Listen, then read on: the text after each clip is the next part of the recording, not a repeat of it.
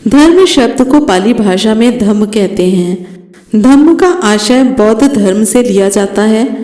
बौद्ध शब्द बुद्धि से बना है, जिसका अर्थ है जागृत मस्तिष्क, जो सत्य को सत्य और असत्य को असत्य की दृष्टि से देखने में सक्षम हो, जिसकी शुरुआत लगभग 563 बीसी में जन्मे महामानव तथागत बुद्ध ने 35 साल की उम्र में बोधिसत्व की प्राप्ति के बाद अपने अनुभव को देशना स्वरूप संसार को दिया।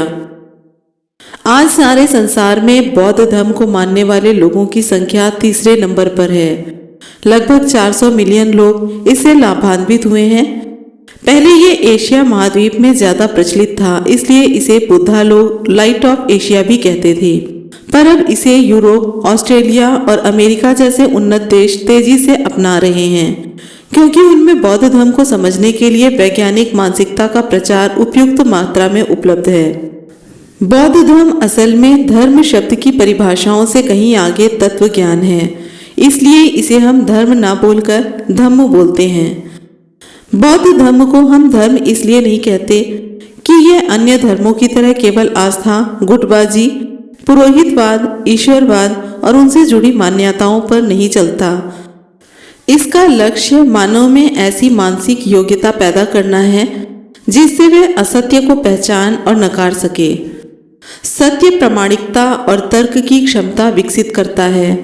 तथागत बुद्ध ने कहा है कि तुम किसी बात को इसलिए स्वीकार मत करो क्योंकि वह पहले कभी तुमने नहीं सुनी, इसलिए स्वीकार मत करो क्योंकि वह सदियों से चली आ रही है। किसी चीज को इसलिए मत मानो कि वह हमारे बुजुर्गों ने कही है। किसी चीज को इसलिए मत मानो कि वह किसी धर्म ग्रंथ के अनुकूल है। किसी चीज को इसलिए स्वीकार मत करो क्योंकि कहने वाले का व्यक्तित्व आकर्षक है।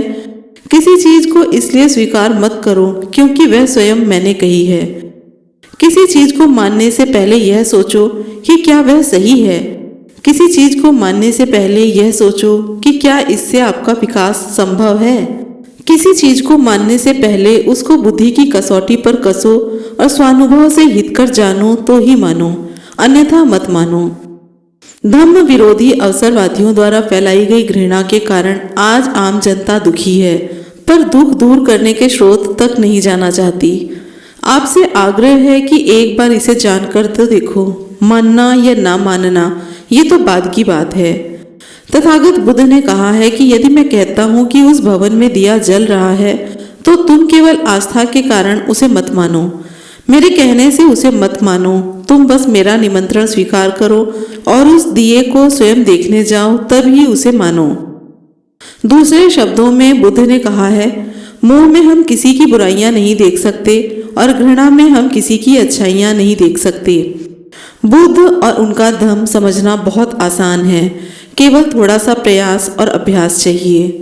बुद्ध धर्म का मूल सिद्धांत है पंचशील। पंचशील का पालन करने से कोई भी व्यक्ति जीवन के दुखों से मुक्ति पा सकता है। ये पंचशील है: हिंसा ना करें, चोरी ना करें, असत्य ना बोलें, नशा ना करें और व्यभिचार ना करें। आज के समय में विश्व को ऐसे सदाचार की बहुत आवश्यकता है। पंचशील के पालन से मनुष्य प्रज्ञाशील, मैत्री, करुणा जैसे मूल्यों की स्थापना में सहयोग देता है और इस प्रकार समाज में शांति व अहिंसा की स्थापना कर सकता है। पंचशील के माध्यम से मनुष्य समाज व राष्ट्र का सर्वांगीण विकास करते हुए उन्हें मंगलमय बना सकता है। यही कलिंग में अशोक ने कहा था, सारी प्रजा मेरी संतान है। जिस प्रकार मैं अपनी संतान के हित और कल्याण की कामना करता हूँ, उसी प्रकार अपनी प्रजा के हित और परालौकिक कल्याण और सुख के लिए भी कल्याण की कामना करता हूँ। जिस प्रकार एक माँ एक शिशु को एक कुशल दाय को सौंपकर निश्चिंत हो जाती है कि कुशल दाय संतान का पालन पोषण करने में समर्थ है, उसी प्रकार मैंने भी अपनी प्रजा के सुख और कल्याण के लिए राजूकों की नियुक्ति की है। नमो बुद्धाय।